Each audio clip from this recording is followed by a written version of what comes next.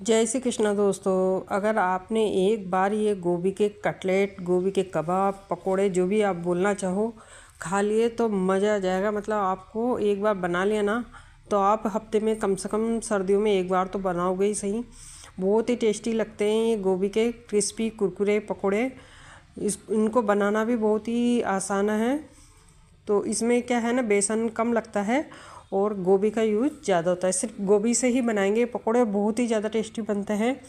तो सबसे पहले जितने भी आपको बनाना है तो करीब मैं 1 kg गोभी का बनाऊंगी। 2 फूल है लेकिन वेट ज़्यादा है इनका, तो एक फूल से थोड़ा ही लूँगी मैं। और इनको कलियों को हम अलग कर लेंगे सबको, और पानी गर्म करेंगे और उसमें नमक डाल के इन सब कलियों को डाल देंगे और 10 से 15 मिनट के लिए छोड़ देंगे। फिर इनको धो लेंगे इस पानी से, और उसके बाद 1-2 बार और पानी से अच्छे से धो लेंगे, क्योंकि गोभी को धोना बहुत ही ज़्यादा ज़रूरी है। क्योंकि कई बार बारीक बारीक कीड़े होते हैं जो हमको दिखाई नहीं देते।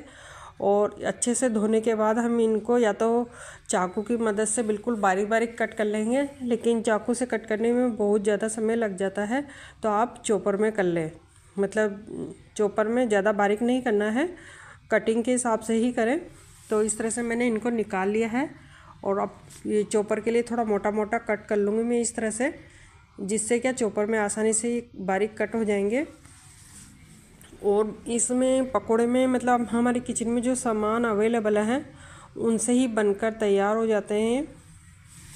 तो मैंने चॉपर में डाल दिया, थोड़े थोड़े डाल के इस तरह से चॉपर में कर लेंगे। 1-2 बार चलाएंगे ना उसमें ही हो जाएंगे ये। तो चॉपर में करना बहुत ही आसान है। तो इस तरह से 1-2 बार चलाने पर ही ये पूरी गोभी तैयार हो जाएगी। ये गोभी मैंने पूरी तैयार कर ली। इसी चॉपर में मैंने 7-8 हरी मिर्च को भी चॉप कर लिया है इस तरह से। चाहो तो आप इसमें लहसुन और अदरक भी डाल सकते हो और ज़्यादा टेस्टी बनाना है तो। और ये धनिया पत्ती बारीक कट करके डाल दिया।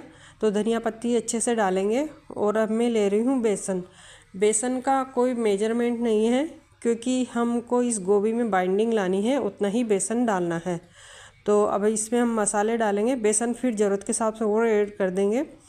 तो मैंने नमक डाला है, लाल मिर्च पाउडर डाल देंगे इसमें टेस्ट के अकॉर्डिंग। 1 चम्मच में धनिया पाउडर डाल रही हूँ। थोड़ा सा हल्दी पाउडर डाल देंगे कलर के लिए। और सौंफ डालेंगे, 1 से 2 चम्मच करीब सौंफ डालेंगे। और ये मैं ले रही हूँ हाथ से क्रश करके अजवाइन डाली है मैंने, और हाथ से क्रश करके ही मोटा धनिया डालेंगे। इससे क्या बहुत अच्छा फ्लेवर आता है इन पकौड़ों में। और हींग डालेंगे, हींग अच्छे से डालेंगे। क्या ना, बेसन की सब्जियों में या बेसन के नाश्ते में हींग का फ्लेवर बहुत अच्छा आता है। तो ये मैंने हींग डाल दी अच्छे से। इस पकोड़े को बनाने में कुछ भी नहीं है, केवल जो मसाले इसमें डाले जाते हैं ना वो ही सबसे ज़्यादा इम्पोर्टेंस रखते हैं। और अब पानी तो बहुत कम डाल के इसको मिक्स करना है, क्योंकि पानी बहुत कम लगता है इसमें। करीब मेरा 1 कटोरी पानी में पूरा ये बेटर तैयार हो गया था। मतलब बेटर क्या बोलेंगे, डो हो जाता है एक। जैसे हम किसी भी चीज़ का टिकिया बनाते ना तो वो डो तैयार करते ना, उस तरह से ही बनाना है हमको। घोल नहीं बनाना इसका। घोल बनाएंगे ना तो फिर हमारी वो पकौड़ी नहीं बन पाएगी जैसे हम बनाने हैं कबाब की तरह। मतलब कबाब भी बोल सकते हो आप, पकौड़े भी बोल सकते हो। और इनको अच्छे से मिक्स कर लेंगे।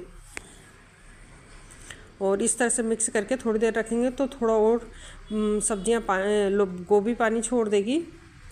मैं अब इसमें थोड़ा गरम मसाला डाल रही हूँ। और इन पकौड़ों को धनिया की चटनी के साथ ही खाया जाता है, बहुत ही ज़्यादा टेस्टी लगते हैं ये। और जब तक मैंने तैयार किया है ऑयल गर्म होने रख दिया है। ऑयल का फ्लेम मीडियम रखेंगे, क्योंकि थोड़ा सा मीडियम से थोड़ा ज़्यादा कर लेंगे डालते वक्त। कम फ्लेम पर अगर पकोड़े डाले जाते हैं तो फिर ये उनके अंदर ऑयल चल जाता है। तो इस तरह से हम पकोड़ों को एक बार का इस तरह से ऊपर की लेयर जब तक सिक जाए ना इतना ही सेकना है, क्योंकि इन पकोड़ों की खासियत ये है कि हम इनको 2 बार सेकेंगे, एक बार नहीं 2 बार सेकेंगे। तो इसलिए ऊपर की लेयर सिक जाए अच्छे से, उसके बाद हम इनको निकाल लेंगे। और इस समय गैस की फ्लेम बिल्कुल लो नहीं करनी है, नहीं तो फिर आपकी पकौड़ियों के अंदर ऑयल चल जाएगा। तो इस तरह से एक बार जब सिक गई है तो अब इनको हम निकाल लेंगे। और इस समय गैस की फ्लेम को मीडियम ही रखेंगे। और एक फ्लैट सरफेस वाली कटोरी या कुछ भी बर्तन इस तरह का ले लेंगे और इनसे इनको प्रेस कर देंगे इस तरह से। इस तरह से ये कबाब हो गया ना, तो ये पकोड़ा कबाब हो गया एक तरह से। इस तरह से प्रेस कर देंगे। बहुत ही ज़्यादा टेस्टी लगती है हम लोगों को तो ये पकौड़ी। और अब इनको मीडियम फ्लेम पर वापस से फ्राई करेंगे, बिल्कुल क्रिस्पी होने तक फ्राई करेंगे और अंदर ऑयल नहीं जाता इसमें बिल्कुल भी। अगर दोस्तों आपको ये रेसिपी अच्छी लग रही है तो प्लीज़ लाइक कमेंट शेयर ज़रूर कीजिएगा और कमेंट करके ज़रूर बताइएगा कि आपको रेसिपी कैसी लगी। राजस्थान में और कोटा में तो खासकर ये पकौड़ी हमारे यहाँ तो हफ्ते में एक बार तो बनना ही है सर्दियों में। और इस तरह से क्रिस्पी हो गई ना, अभी इनको निकाल लेंगे। और निकालने के बाद इनको सर्व करने का भी मैं अभी तरीका बताती हूँ आपको, क्योंकि इसमें धनिया की चटनी बहुत ज़्यादा लगती है, तो धनिया की चटनी से ही खाई जाती है।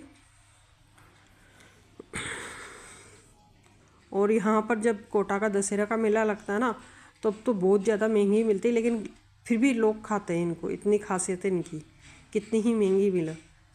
और अब इनके ऊपर थोड़ी थोड़ी धनिया की चटनी रखेंगे और सर्व कर देंगे। मतलब बहुत ही टेस्टी लगती है इस तरह से ये। आप एक बार ज़रूर ट्राई करें ये कोटा के प्रसिद्ध गोभी के पकोड़े और कमेंट करके बताएं कि आपकी रेसिपी कैसी बनी। बहुत ही टेस्टी बनने वाली रेसिपी है ये।